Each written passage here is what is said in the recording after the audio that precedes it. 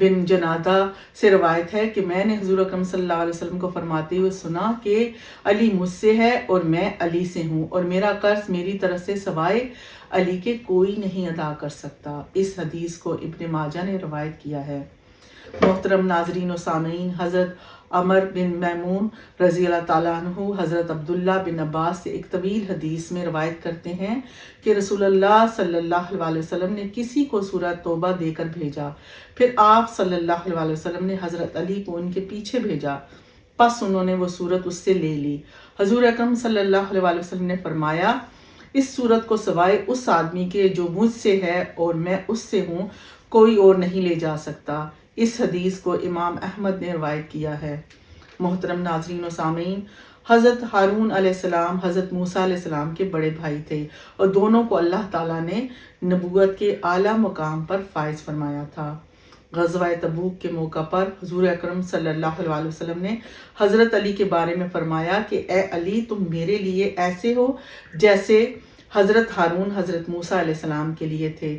اس فضیلت علی کو شیخ الاسلام نے کتاب کی 8ویں باب میں بیان کیا ہے اور اس بات کے تحت 7 احادیث بیان کی ہیں۔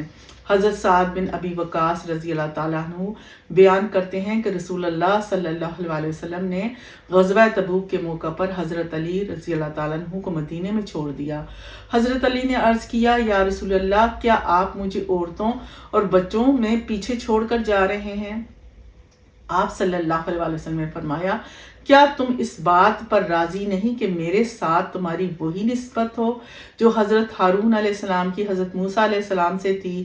البتہ میرے بعد کوئی نبی نہیں ہوگا۔ یہ حدیث متفق علیہ ہے۔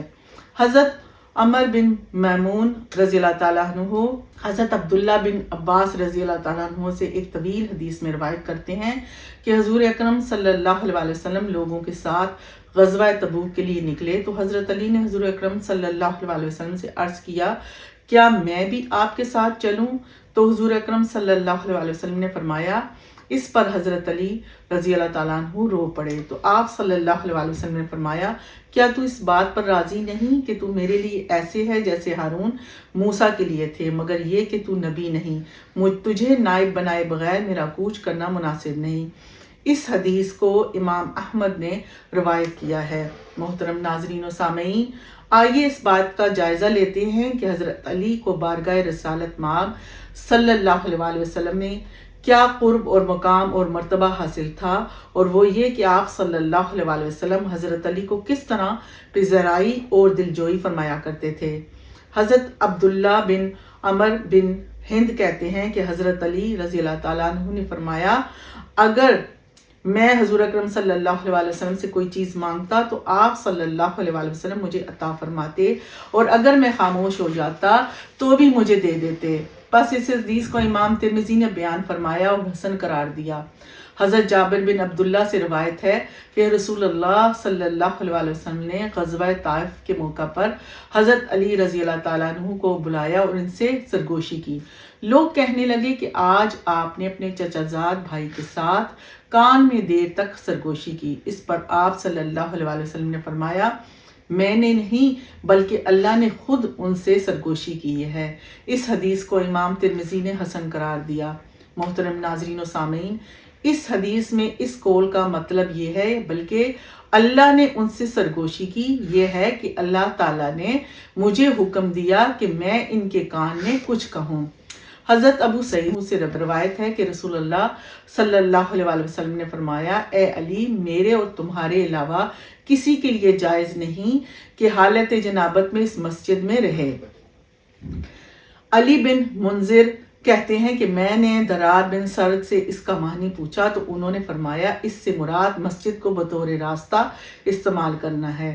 یہ حدیث حسن ہے اور اسے امام ترمذی نے روایت کیا ہے۔ ایک اور حدیث میں جو حضرت ام عطیہ رضی اللہ تعالیٰ عنہ سے مروی ہے اور جس سے رسول اللہ صلی اللہ علیہ وسلم کی حضرت علی کے ساتھ قربت اور محبت سمجھ میں آتی ہے، وہ یہ ہے کہ حضور اکرم صلی اللہ علیہ وسلم نے ایک لشکر بھیجا جس میں حضرت علی بھی تھے۔ ام عطیہ رضی اللہ تعالیٰ عنہ کہتی ہیں کہ میں نے رسول اللہ صلی اللہ علیہ وسلم کو دیکھا کہ آپ صلی اللہ علیہ وسلم ہاتھ اٹھا کر دعا کر رہے تھے کہ یا اللہ مجھے اس وقت تک موت نہ نصیب ہو جب تک میں علی کو نہ دیکھ لوں، یعنی واپس بخیر و عافیت آتا ہوا نہ دیکھ لوں۔ حضرت علی سے روایت ہے کہ رسول اللہ صلی اللہ علیہ وسلم نے فرمایا، اللہ تعالیٰ ابو بکر پر رحم فرمائے، اس نے اپنی بیٹی میرے نکاح میں دی اور مجھے دارالحجرہ سے لے کر آئے، اور بلال کو بھی انہوں نے اپنے مال سے آزاد کیا۔ اللہ تعالیٰ عمر پر بھی رحم فرمائے، یہ ہمیشہ حق بات کرتے ہیں اگرچہ وہ کڑوی ہو، اسی لیے وہ اس حال میں ہیں کہ ان کا کوئی دوست نہیں۔ اللہ عثمان پر بھی رحم فرمائے، اس سے فرشتے بھی حیا کرتے ہیں۔ اللہ تعالیٰ علی پر بھی رحم فرمائے، اے اللہ یہ جہاں کہیں بھی ہو حق اس کے ساتھ رہے۔ امام ترمذی نے اس حدیث کو روایت کیا ہے۔ محترم ناظرین و سامعین، حضرت علی وہ شخصیت تھے کہ جنہیں دن رات میں ہر وقت حضور اکرم صلی اللہ علیہ وسلم کے گھر میں آنے جانے کی اجازت تھی۔ حضرت عبداللہ بن نجی فرماتے ہیں کہ حضرت علی رضی اللہ تعالیٰ عنہ نے فرمایا کہ میں دن رات میں 2 دفعہ حضور اکرم صلی اللہ علیہ وسلم کی بارگاہ میں حاضر ہوتا۔ جب میں آپ صلی اللہ علیہ وسلم کی خدمت اقدس میں رات کے وقت حاضر ہوتا اور آپ نماز ادا فرما رہے ہوتے تو آپ مجھے اجازت دینے کے لیے کھانستے۔ امام نسائی اور ابن ماجہ نے اس حدیث کو نقل کیا ہے۔ حضرت ام سلمہ سے روایت ہے کہ بے شک حضور اکرم صلی اللہ علیہ وسلم جب ناراضگی کے عالم میں ہوتے تو ہم میں سے آپ کے سوائے حضرت علی اور کے کسی اور سے کلام نہ کرتے تھے۔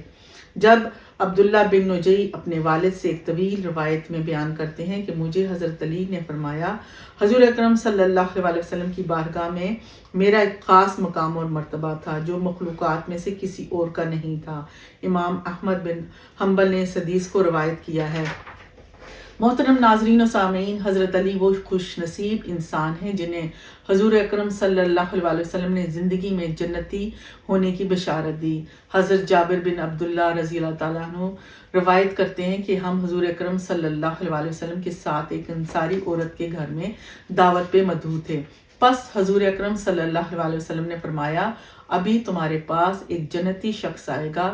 پس ابو بکر صدیق داخل ہوئے تو ہم نے انہیں مبارکباد دی۔ پھر آپ صلی اللہ علیہ وسلم نے فرمایا، تمہارے پاس ایک اور جنتی شخص آئے گا۔ پس حضرت عمر رضی اللہ تعالیٰ عنہ داخل ہوئے تو ہم نے انہیں مبارکباد دی۔ پھر آپ صلی اللہ علیہ وسلم نے فرمایا، تمہارے پاس ایک اور جنتی شخص آئے گا۔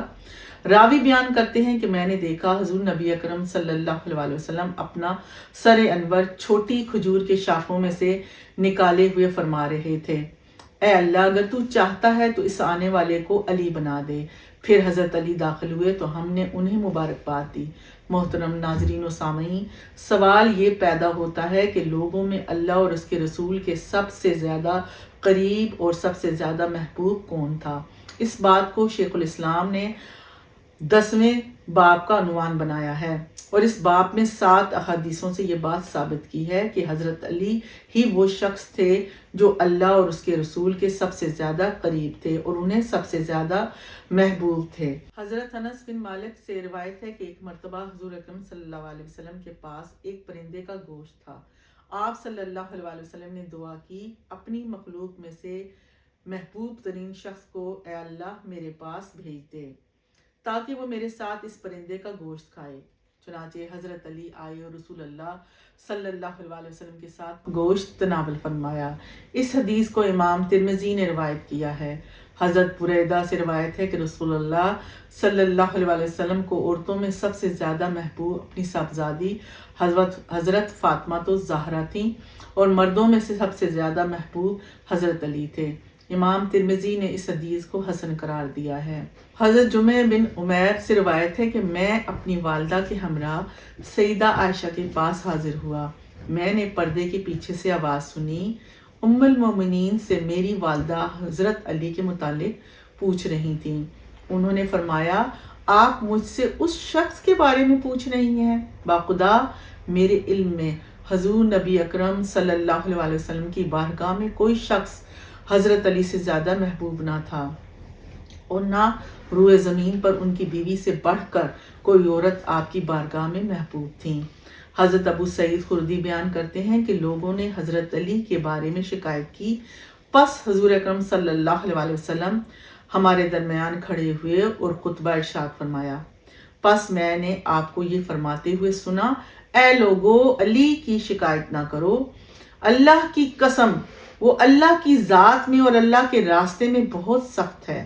حضرت ابو رافع سے روایت ہے کہ رسول اللہ صلی اللہ علیہ وسلم نے حضرت علی کو ایک جگہ بھیجا، جب وہ واپس تشریف لائے تو آپ نے ان سے کہا، اللہ تعالیٰ، اس کا رسول اور جبرائیل آپ سے راضی ہیں۔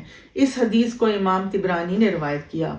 محترم ناظرین و سامعین، کسی شخصیت کے لیے اس سے بڑھ کر اعزاز و اکرام اور فضیلت کی بات کیا ہوگی کہ اس کی محبت کو رسول خدا اپنی محبت اور اس کے ساتھ بغض کو اپنا بغض قرار دیں۔ کائنات میں یہ فضیلت اللہ نے حضرت علی کو عطا فرمائی۔ حضور سیدی شیخ الاسلام نے کتاب کے 11ویں باب میں حضرت علی کی اسی فضیلت کو 10 احادیث کی روشنی میں بیان فرمایا۔ حضرت علی فرماتے ہیں کہ ایک مرتبہ رسول اللہ صلی اللہ علیہ وسلم نے حضرت حسن اور حضرت حسین کے ہاتھ پکڑے اور فرمایا، جو مجھ سے محبت کرے گا اور ان دونوں کے والد یعنی حضرت علی اور دونوں کی والدہ یعنی حضرت فاطمہ الزہرا سے محبت کرے گا، وہ قیامت کے دن میرے ساتھ میرے درجے میں ہوگا۔ اس حدیث امام ترمذی نے روایت کیا ہے۔ حضرت عبداللہ جدلی سے روایت ہے کہ میں حضرت ام سلمہ کی خدمت میں حاضر ہوا تو انہوں نے مجھے کہا، کیا تمہارے ہاں حضور اکرم صلی اللہ علیہ وسلم کو گالی دی جاتی ہے؟ میں نے کہا، اللہ کی ذات پاک ہے، یا اسی طرح کا کوئی اور کلمہ کہا تو انہوں نے کہا، میں نے حضور اکرم صلی اللہ علیہ وآلہ وسلم کو فرماتے ہوئے سنا ہے کہ جو علی کو گالی دیتا ہے وہ مجھے گالی دیتا ہے۔ اس حدیث کو امام احمد بن حنبل اور امام حاکم نے بیان کیا ہے۔ حضرت عبداللہ بن عباس کی روایت میں ہے کہ رسول اللہ صلی اللہ علیہ وآلہ وسلم نے حضرت علی رضی اللہ تعالیٰ عنہ کی طرف دیکھ کر فرمایا، اے علی، تو دنیا اور آخرت میں سردار ہے، تیرا محبوب میرا محبوب ہے اور میرا محبوب اللہ کا محبوب ہے، اور تیرا دشمن میرا دشمن ہے اور میرا دشمن اللہ کا دشمن ہے، اور اس کے لیے بربادی ہے جو میرے بعد تمہارے ساتھ بغض رکھے۔ یہ حدیث امام مسلم و بخاری کی شرائط پر امام حاکم نے بیان کی۔ محترم ناظرین و سامعین، یہ ہیں حضرت علی کی وہ فضیلتیں جو آپ کو لوگوں سے ممتاز کرتی ہیں۔ حضور سیدی شیخ الاسلام نے اپنی اس خوبصورت کتاب میں حضرت علی کی فضیلت و مناقب پر چن چن کر احادیث جمع فرمائی۔ عشق آل رسول میں ڈوبے ہوئے لوگوں کے لیے یہ کتاب ایک انمول تحفہ ہے، اور یہ کتاب حصول برکت کے لیے اپنے اپنے گھروں میں رکھیں۔ اس کتاب کو سبکن پڑھیں، خط لے لے کر پڑھیں، عشق و محبت کے سمندر میں ڈوب ڈوب کر پڑھیں۔ انشاءاللہ یہ کتاب آپ کی اور اہل بیت اطہار کی نسبت کو پختہ کرنے کا ذریعہ اور وسیلہ بنے گی۔ انشاءاللہ اگلی نشست میں ہم کتاب کے ابواب پر گفتگو کریں گے۔ تب تک کے لیے اپنی بہن رخسانہ عالم کو اجازت دیں۔ اللہ تعالی ہم سب کا حامی و ناصر ہو، اپنے گھر والوں کا سب کا خیال رکھیے گا۔ وما علینا الا البلاغ۔